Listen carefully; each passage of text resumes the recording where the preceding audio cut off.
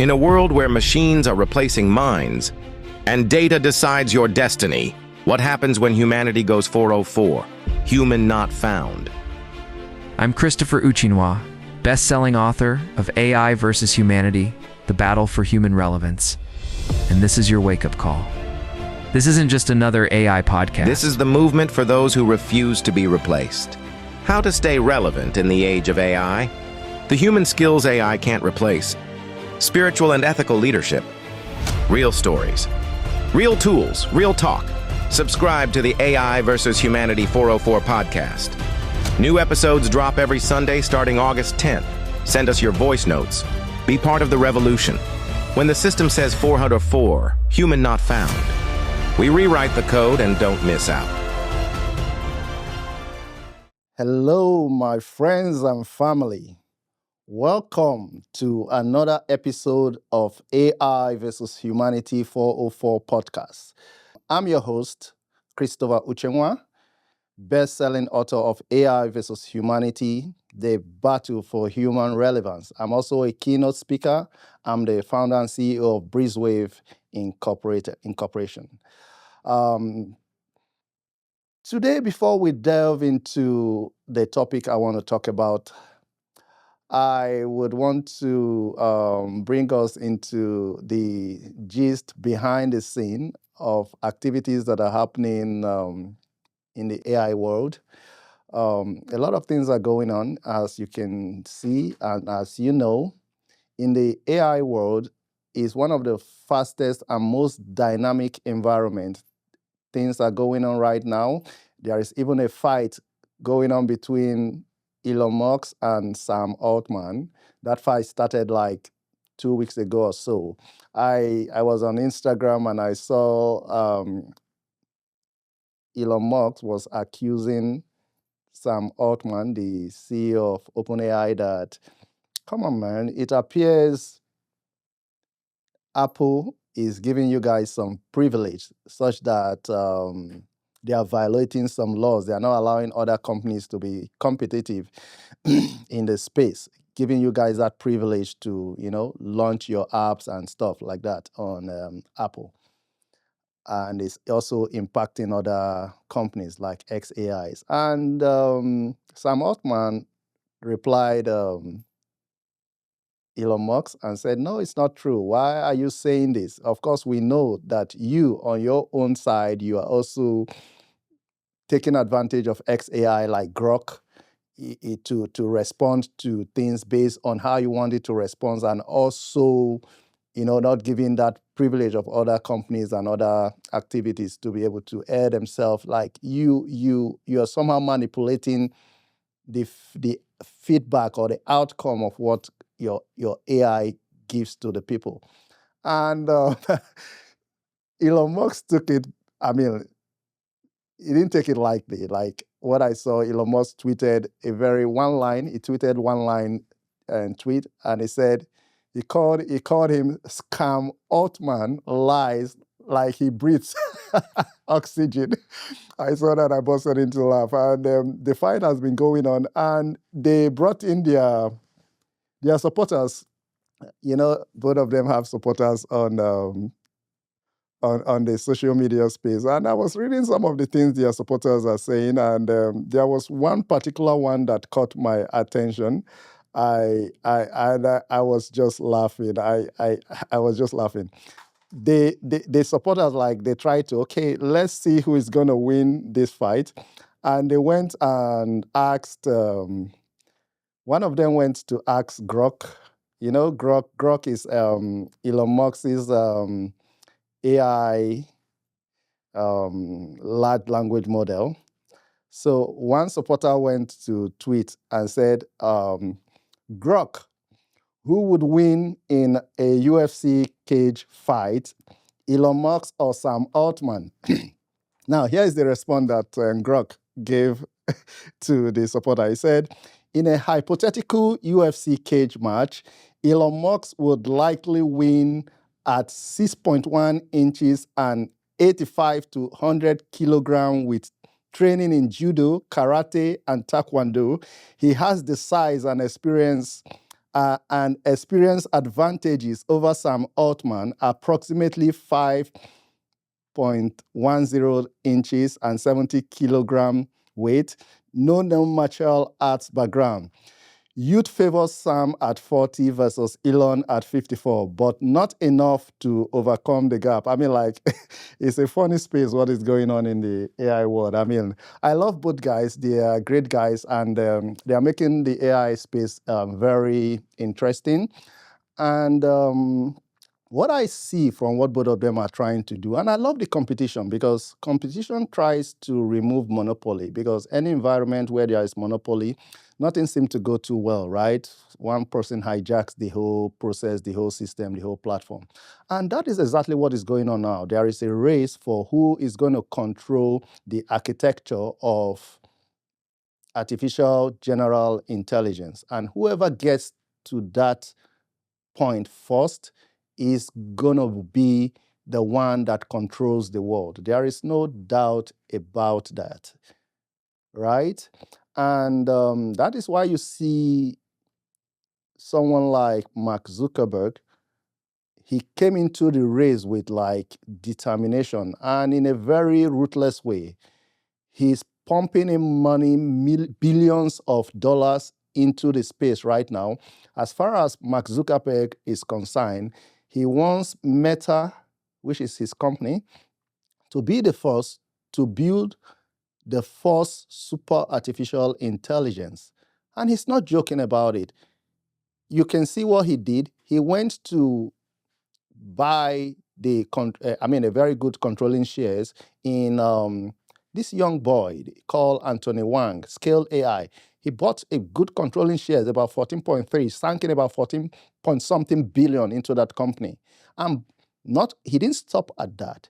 He outrightly hired Anthony Wang, a very smart boy. He's in his 28, right? He's hired him to pay him 18 point something million just to come and work for him. And that guy is the one heading the space now for his super artificial intelligence. It's an interesting thing that is going on right now. It's not just in American companies. There are a lot of countries right now. You know, China is on that race. United States is on that race. Japan, and they are all on the race. There is a Cold War going on right now in the artificial intelligence space. Whoever controls the architecture is the one that is going to control and rule the world. That is what is going on. That is what is happening right now. So if you see some of these tech guys fighting, understand where it is coming from. Yeah, that brings us back to the recap of what I talked about in the last episode 2. In episode 2, I was talking about, in my episode 2, I spoke about how the world has been, programmed for the future, right? How artificial intelligence has come into the scene to change the ways humans are going to function, right? And I also made mention of a particular guy, right, Mo Gawdat. He was a Google X executive, and he came up with this acronym. He called it FACERIP, and in that acronym, he said, in the next 15 years, humans are going to experience a period of dystopia. And dystopia means a period of suffering, a period of disruption, a period when people are destabilized, right? And he mentioned, the acronym he used was FACERIP, where he said humans are going to experience this disruption in these areas. FACE, F, stands for freedom. He mentioned that human freedom, as you know it today, is going to be disrupted. You may not have freedom anymore. And it's true, I'm beginning to see those things happening, right?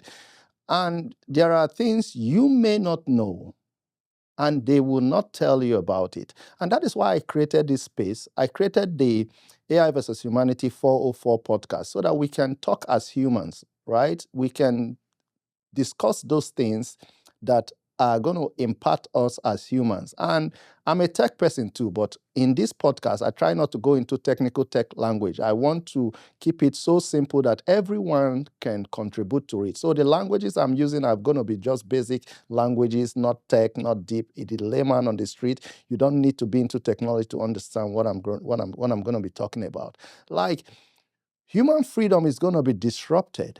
And if you don't know it, something has happened to me severally, and which made me conclude that this mobile phone, I made a YouTube reel on it. This mobile phone reads your thought. And I'm not joking. The reason I concluded that this mobile phone reads your thoughts is because on several occasions, this is not a coincidence, this is not an accident, I was thinking about something. I woke up in the morning, I was thinking about something. I turned on my phone and I started seeing those things being pushed on my face as an ad. It didn't happen one time. It didn't happen two times. It has happened severally. Even today, it happened to me. I was thinking about something. I turned up my phone. I saw the ad about it. I'm not even talking about when you're talking. This phone listens to you. When you're talking, that is established. Everybody knows that this phone listens to you, right? I'm talking about your thought. The phone reads your thought. But they won't tell you that. You know why they won't tell you that? It's a privacy violation. Because they don't know how they are going to get you to accept a privacy, like, okay, do you want this phone to read my thought or not? I mean, like, it's funny when I think about it. Okay, can you accept that this phone reads your thought? So, like, as a man, most times our thoughts are occupied about, our woman, sex, stuff. I mean, like, come on, man. How am I going to accept that? That's just on a lighter note. Anyway, but the truth is this. The phone reads your thought. I'm just saying this right now so that when it becomes very obvious, you will know I mentioned this. Because I'm in a tech world. Everything is about energy. And the human thought functions as electromagnetic energy. So if this phone could pick your sound energy, convert it into digital energy, and translate it into, beams it out as an electromagnetic energy, it tells me that it has the capability to intercept electromagnetic energy coming as thoughts. Let's leave it at that. I don't have a proof to it, but I've experienced things. I'm just saying, right? This is me talking my mind. I know a lot of people out there may have experienced what I'm saying too, right? But that is fine. Human freedom is going to be disrupted. Human accountability, that is the A in the FACERIP. Human accountability is going to be disrupted as well. The way we view accountability is going to be different. The ones that are going to control the architecture, they are not going to be accountable to you. They are just going to create this technology, impose it on you, and like, you have to accept it, because we are heading into a world where if you don't align with the technology, right, and the platform, you may not be able to buy things, trade things, sell, or even do anything, because everything is going virtual right now. The e-commerce system is going virtual. The banking system as you know it is going to disappear. Forget what you're seeing today. You're not going to see those physical buildings anymore in the financial banking system. Everything is going digital. Blockchain is taking over right now, and stable coins is taking over. If you don't know about cryptocurrency and blockchain, I believe you should go and start reading about them so that you have knowledge. The banking system, the money as you know it, is not going to be the same. Things are changing. So that is what is coming, So they have already mapped out the new world order, right? The C in it is human connectivity, right? Human connectivity is also going to change. I believe that is one aspect that is even going to keep us staying more human, right? We're going to be more human when we decide to fall back, when artificial intelligence has taken over all the repetitive tasks and boring tasks that we used to do as human. Then we fall back to what artificial intelligence cannot do, which is human connectivity, right? That part is going to remain, but it's going to change. Because any entrepreneur and company that does not understand human connectivity, they are going to lose at the end of the day. That tells me about there was a time, Steph Curry. I mean, it's one of my best basketball players, Steph Curry. The guy is so good. Steph Curry can score from any angle. I mean, the guy is so good at what he does. There was a time Nike was like trying to buy him. So they came with a proposal like, okay, they set up a meeting, brought him in. His dad was his manager and stuff. And they did that negotiation in a very shabby way. I mean, they were proposing like 5 million to him or something like that. And they did it shabbily. The slide they used to make the presentation, there were a lot of errors. They just used a slide they used for a former proposition for a particular basketballer. They didn't, sometimes there are places where they forgot to remove the names. It was still that old name of the former basketballer. I'm not going to mention the name. So Steph Curry was pissed off. They just made this whole thing look so there was no human touch. It's all about business. There was no connection about it. He turned down the offer. He turned it down. Then came another company that made a proposition to Steph Curry. And they realized that we are humans at the end of the day. They even proposed 4 million, lower than what Nike was, but there was something they added to it. They made Steph Curry understand that, Steph, we want you to be part of our company. We are giving you a share option and ownership to our company. We are a small company, yes, we know, but we want you to be part of it, own it. And Steph Curry saw that human connection, which is the most important thing in life and when we are trying to deal with each other.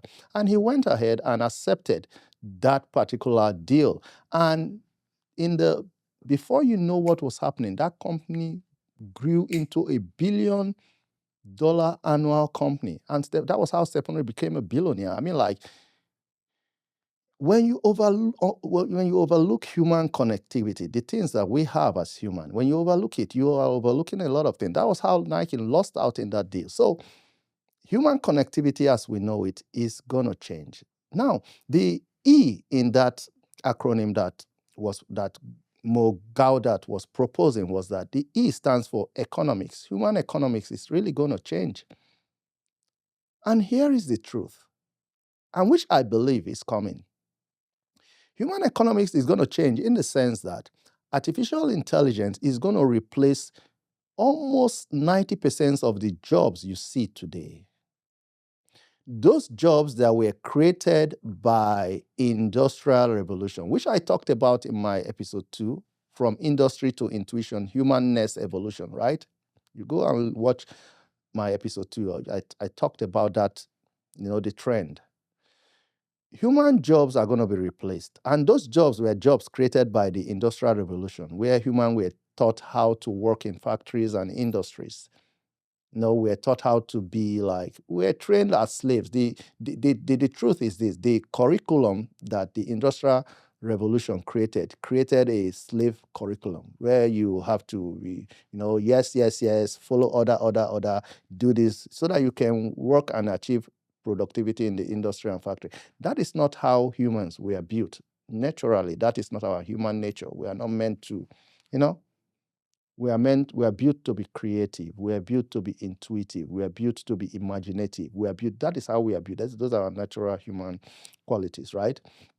So AI has come right now to replace all those jobs. You see, if you go to factories, you go to Amazon warehouses now, behind the scene is artificial intelligence doing all those things that humans used to do: pack, pick, deliver. Drones are doing delivery right now. Now, we are heading into the era of driverless vehicles. Very soon, you won't see the steering wheels on your vehicles anymore.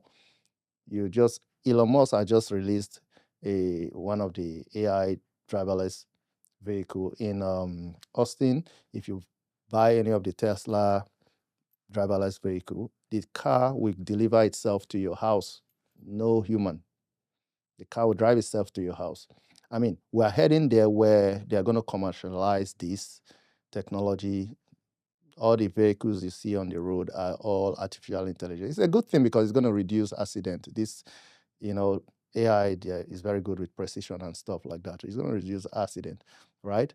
So we're heading there. Then talking about the economics itself, when AI has replaced all the jobs and you have a lot of people sitting at home, no job, what are they going to do? So now they are proposing what is called universal basic income.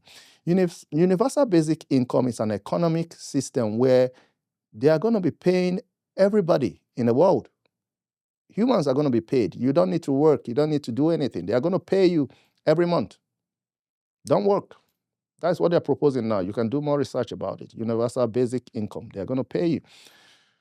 Human economics is going to change, right? Now, the arrow in it is reality. Human reality is also going to change. The way you view reality is going to change. And reality has been, the current reality and the way the world has been structured since the Industrial Revolution, coming to the digital revolution, coming to now. The way that we view reality is what I call personally, you don't need to accept what I'm going to say now, but personally, the way the world views reality is a pattern that has been imposed on us by the system. Some call it the Matrix. The movie The Matrix is not just a movie. I've watched that movie several times. There are a lot of lessons to learn in that movie, Matrix. It's a world system which patterns you into a control process. So, and that control is what creates your reality. And it's a wrong concept for humans. That is not how we are built. And that is why you see a lot of humans are not able to realize who they are. You see a lot of people who have not been able to discover their true purpose. That is why one of my mentors, the guy I love to listen to, he's late now, Miles Monroe. Miles Monroe said, the greatest talent in the world is found in the grave, in the graveyard. Because in the graveyard, that is where you see unfulfilled purpose, unfulfilled talents, people who were not able to discover who they truly are. They came into the world with so much talent, so much greatness in them, and they left the world with those talents unfulfilled. And it's true. The graveyard is where you find the greatest talent. Why is this so? It is so because you come into the world has created a system for you to function in. The education system will pattern you the way you reason and create reality. The religious system will pattern you in the way you reason and create reality. And the media will pattern you. You see, media is one of the most sophisticated platform for mind control and patterning and reality creation. The media is structured to feed you with a lot of misconceptions. That is all they do. That is how they are structured. The media is structured to give you false information mainly, control how you reason, control how you think, and also feed you with fear. Because most times you open the media, you want to listen to news, first thing you see is how they bombed this place, or how this serial killer has cut off this person's head, or you just see negative informations all over. I'm not a media, I don't listen to news, but I'm an informed person. I know how I get my information. But I don't want an external factor controlling my mind, because for you to function as a human and you want to create the reality you were born to create, you have to avoid external factors that feed you with wrong information, fear. If you function from the perspective of fear, you can never create any meaningful reality out of life. If you function from the perspective of anxiety and a perspective of guilt, you can never create a reality you like. For example, one of my son, 9-year-old son as at then, came back from school and told me, Daddy, because he attends he attends a religious school, like, and he said, Daddy, they taught us something today in school. They taught us that we inherited the sin of Adam and Eve right from when we were born. And I said, okay, because I've taught my kids to be objective, to be able to see things from a very open-minded perspective. I've taught them that you were born a perfect being. That is how I taught my kids. You were born a perfect being. You didn't inherit any sin or any guilt from anybody. You are a perfect being. So my son was able to ask the teacher and said, no, my daddy told me that I didn't inherit the sin of Adam and Eve. I don't even know them. So why are you trying to tag whatever offense they have committed? Why are you trying to tag it on me and make me feel guilty? My daddy told me, for example, if he commits a crime in the house and the police come to the house, who will they arrest? And I said to him, Daddy, they will arrest you. I said, fine. They will arrest me. Why wouldn't they arrest you as my son as well? He said, because I didn't do anything. You are the one that committed the crime. I said, good. I want you to start reasoning now. So when you go out there and they try to place a guilt on you, that you inherited the sin of some people you don't even know about, tell them, no, you didn't inherit anything. You are a freeborn. So that is one of the way religion patterns guilt into you. And when you are functioning from the perspective of guilt, you can never create any positive reality as a human. That is just the truth. So the way we view reality is going to change. And it's going to change for the good, in the sense that human will begin to return back to what makes us really human. Now, another thing that is going to be disrupted is innovation. Innovation is going to be disrupted. This is the biggest shift of mankind. This advent of artificial intelligence is the biggest shift of mankind, where human created a thinking machine, a machine that can think, right? So, and every day they keep churning out different models, different types of AI, different versions of large language models. Like just this few weeks ago, OpenAI just launched ChatGPT 5, which to replace ChatGPT 4. But when I used that ChatGPT 5, this is my own personal opinion. I mean, it could be different from yours anyway.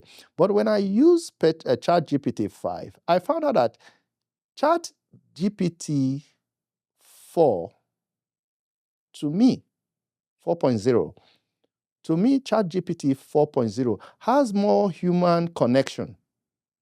It has more human connection. You can interact with it. It has more human connection. And you will feel that conversation and connection with ChatGPT 4. But when you interact with ChatGPT 5, you feel like you are just interacting with a machine that is just out to give you data and no. I wasn't feeling that connection. And I went online and I saw that a lot of people were resisting ChatGPT 5. They're saying, give us back ChatGPT 4. I really don't know why OpenAI wants to take away ChatGPT 4.0. I feel they should allow people to make their choices, right? But thinking about it again, I think it's part of the way the OpenAI may want to protect humanity, such that AI will function like a machine that is meant to be.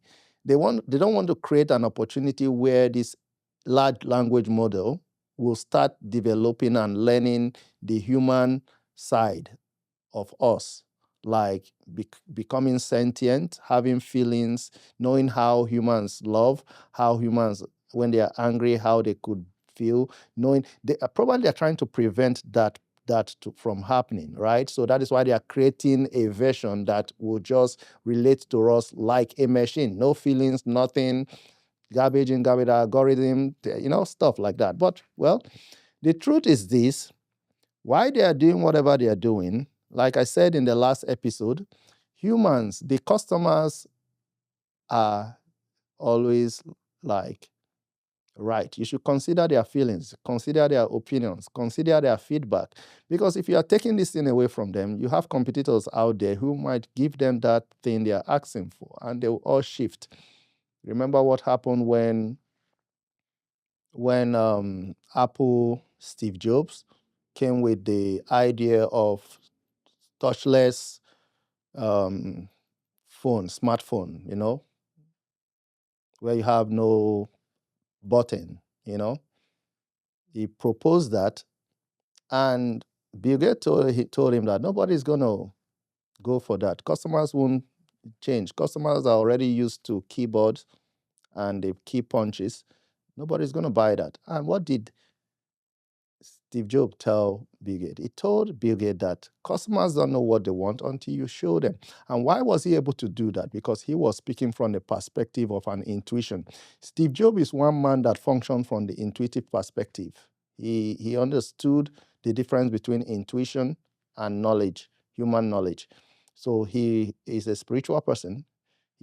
Before he even kicked off his entrepreneurship, he went to India to, find a spiritual mentor. And that was what really helped him to create the reality you see today as Apple. So that is what is going to happen. Innovation is going to be disrupted. The speed at which human is going to create things, discover things, find things, and do things is going to really be fast. Speed. Human is going to reduce speed. Reduce time at which we make changes. Innovation is going to be disrupted, right? Then power is the last acronym that Mo Gawdat talked about. Power in itself is going to be disrupted, right? The way you view power right now is going to change because the world will head towards what is known as singularity, as they are proposing, right? And anyone that is able to get to that super artificial intelligence will control the world. It's a fact. It's the truth. Because as at then, everything would have gone into that platform. The way you trade, the way you buy things, the way you bank, the way you work, everything will go virtual.